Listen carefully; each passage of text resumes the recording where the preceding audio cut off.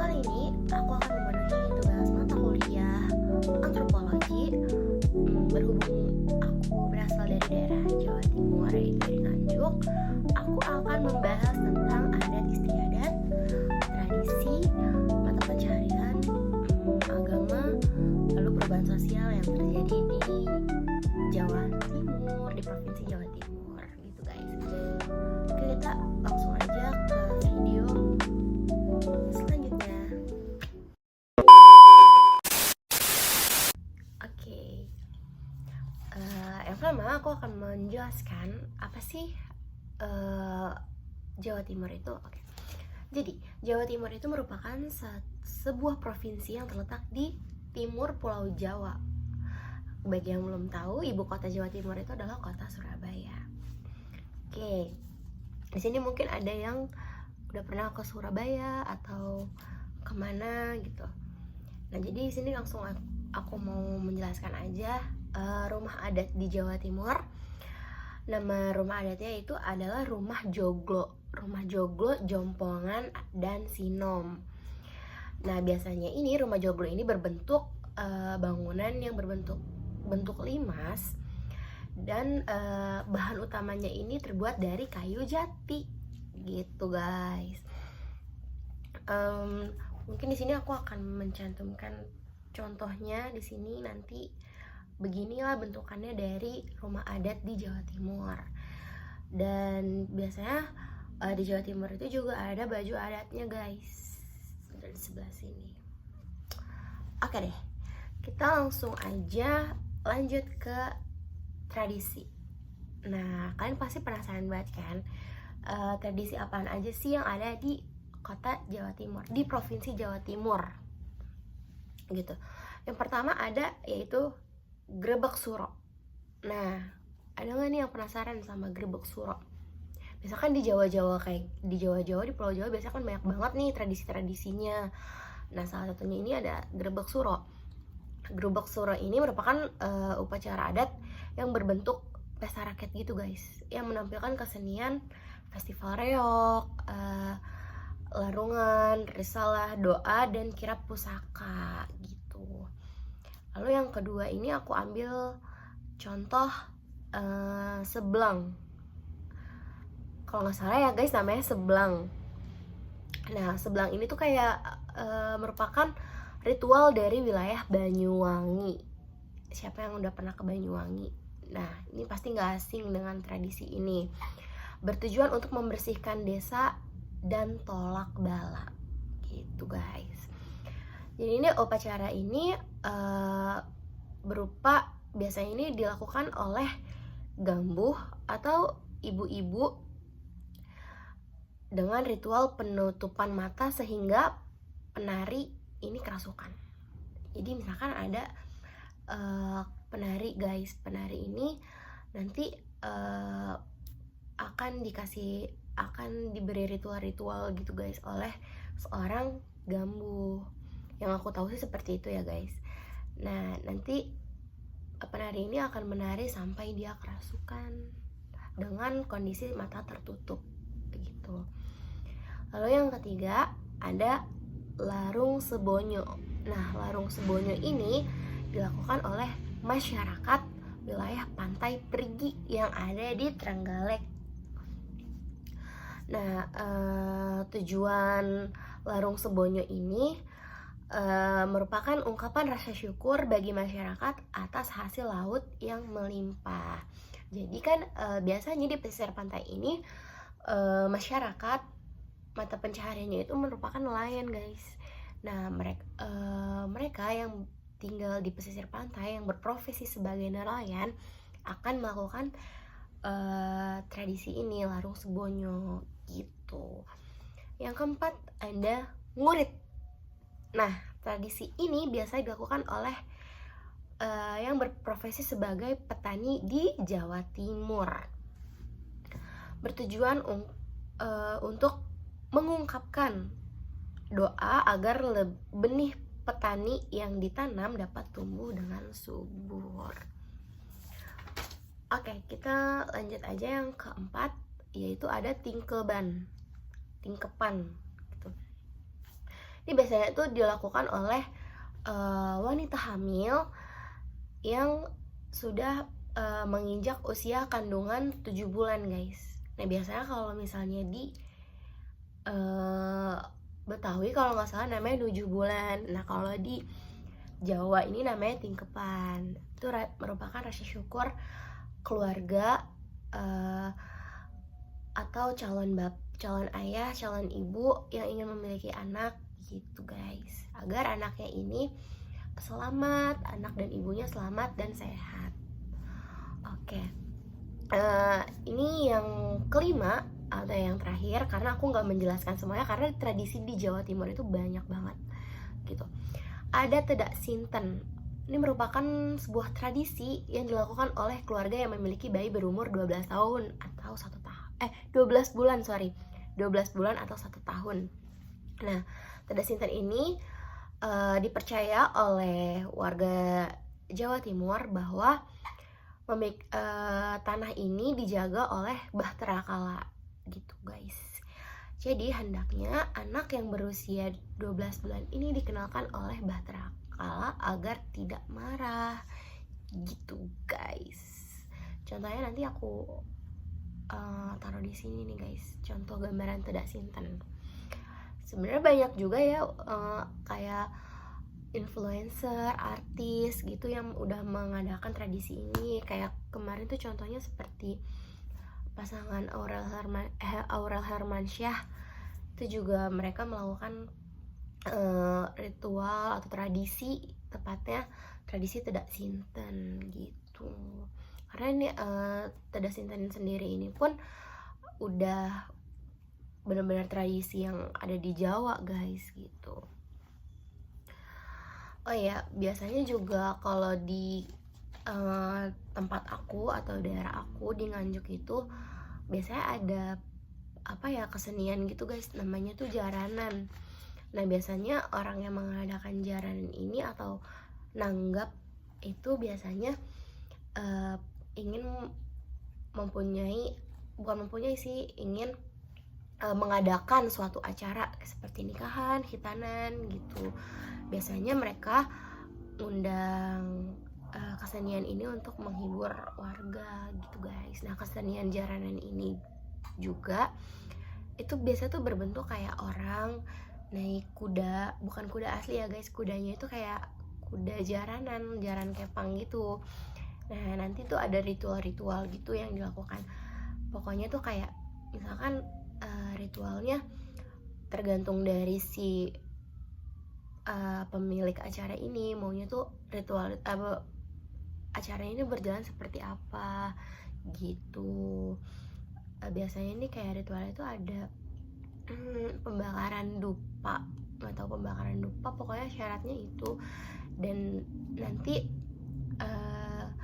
si jaranannya ini yang menjadi jaranan kepang ini dia akan menari guys, menari pakai jaran gitu, pakai jarannya gitu.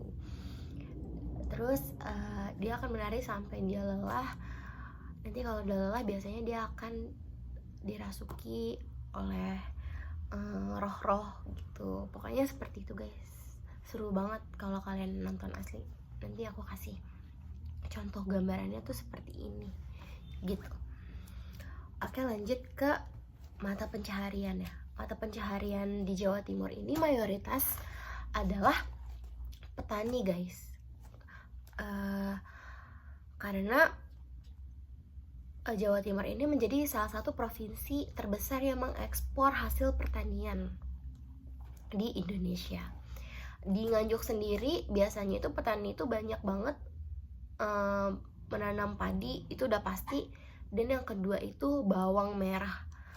Karena kalau aku pulang ke Jawa Timur ini tuh emang benar-benar banyak banget petani yang panen bawang merah kayak gitu guys. Nah biasanya bawang merah ini nanti dipasarkan lewat didistributorkan ke pasar-pasar atau enggak ke juragan-juragan bawang yang ada di sana.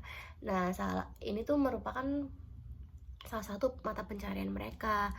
Nah biasanya itu para petani juga nyewa orang-orang atau warga sekitar setempat yang ingin bekerja. Biasanya kan kalau misalnya bawang merah ini dari diambil atau dipanen dari sawah itu kan masih kotor ya guys, masih kotor, terus ujung-ujungnya kayak daun bawangnya itu belum dibersihin. Nah jadi mereka ini biasanya ibu-ibu yang di rumah daripada nganggur, mereka bekerja sama para petani. Jadi kayak untuk misahin daun bawangnya sama bawang kayak gitu, untuk ngebersihin karena kan biasanya kita beli di pasar tuh kayak oh ya bawang merah tuh udah bersih, tinggal kita kupas aja kan. Dan sebenarnya itu kalau misalnya baru diambil dari sawah itu masih kotor banget guys, dan perlu dibersihin gitu. Itu merupakan salah satu mata pencahariannya juga di Kota Nganjuk gitu. Yang kedua ada nelayan bagi masyarakat yang tinggal di pesisir pantai, kayak tadi pantai Perigi yang ada di Trenggalek gitu. Lalu ada perubahan sosial. Nah perubahan sosialnya ini ada perubahan sosial komunikasi yang aku temuin ya guys.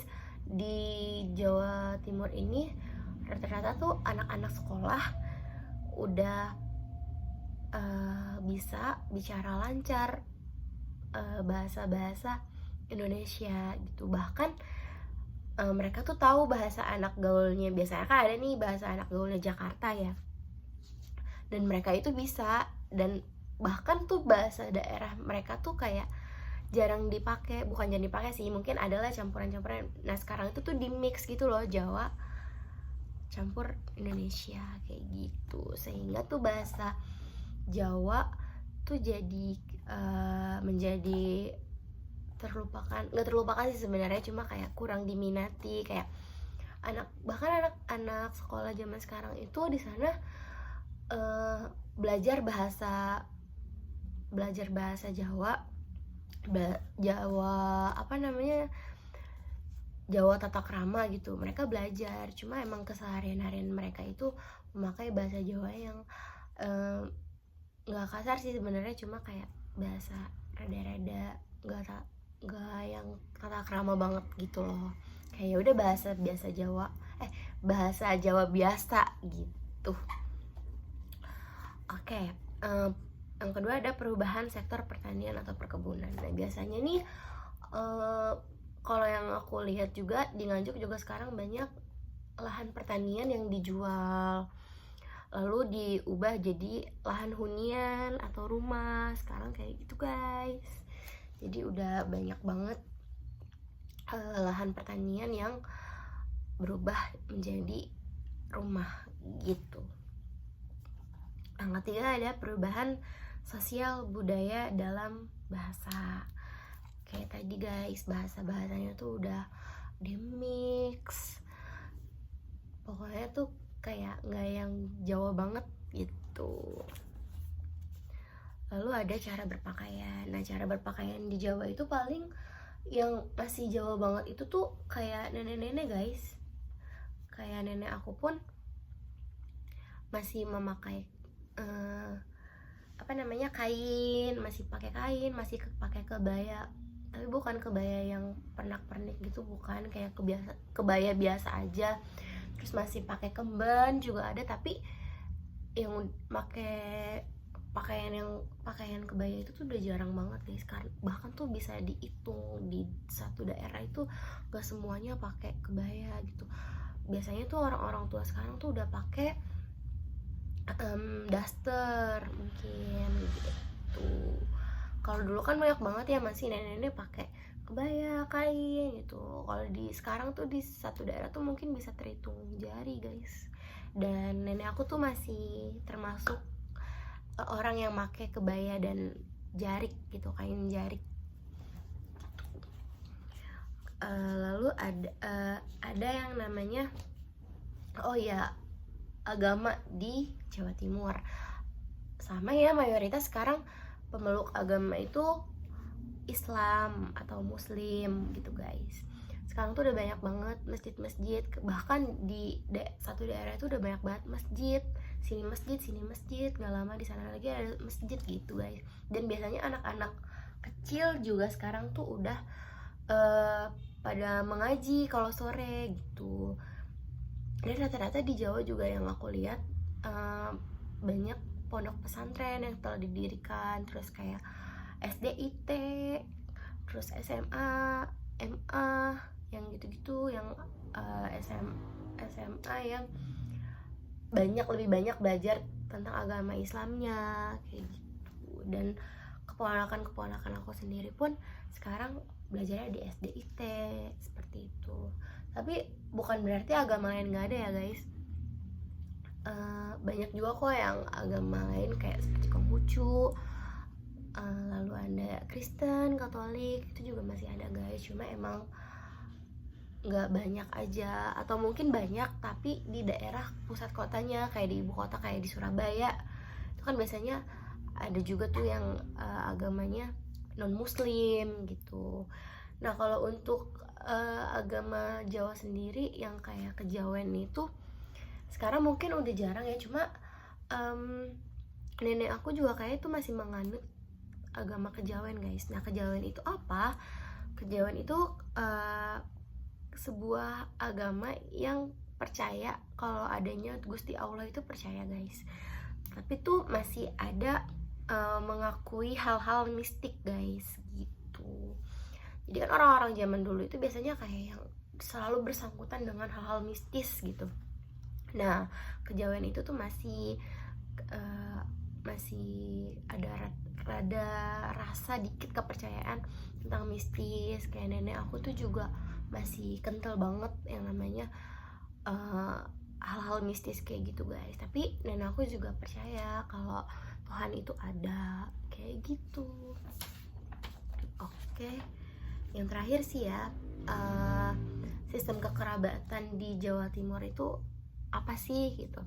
Oke, sistem kekerabatan di Jawa Timur yaitu menganut sistem kekerabatan bilateral, di mana lingkungan pergaulan individu dari pihak kerabat ayah maupun ibu Jawa Timur ini mengenal klasifikasi kekerabatan berdasarkan generasi atau keturunan gitu guys. Jadi ya udah kayak pada umumnya aja, misalkan kita menikah, cowok dan cewek menikah, nanti pihak perempuannya misalkan ikut ke pihak laki-laki kayak gitu, tinggal di sana atau membuat rumah di dekat daerah laki-lakinya kayak gitu. Pasti tuh biasanya ya orang yang menikah itu baru menikah itu nggak tinggal jauh-jauh dari pihak keluarga guys, pasti tetap berdekatan karena emang ini sih berdasarkan keturunannya aja, generasinya gitu, biar generasinya tidak terputus. Oke, segitu aja, sekian video yang bisa saya sampaikan mengenai presentasi adat istiadat di Pulau Jawa Timur. Mohon maaf apabila ada kesalahan atau kekeliruan, karena aku sendiri pun juga masih banyak belajar tentang adat istiadat yang ada di Jawa Timur gitu guys. Karena aku sendiri pun besarnya sebenarnya di Jakarta, tapi aku tidak melupakan bahasa atau asal daerah aku, yaitu dari Nganjuk, Jawa Timur. Oke, sekian video presentasi antropologi saya yang bisa saya sampaikan. See you next video, bye bye.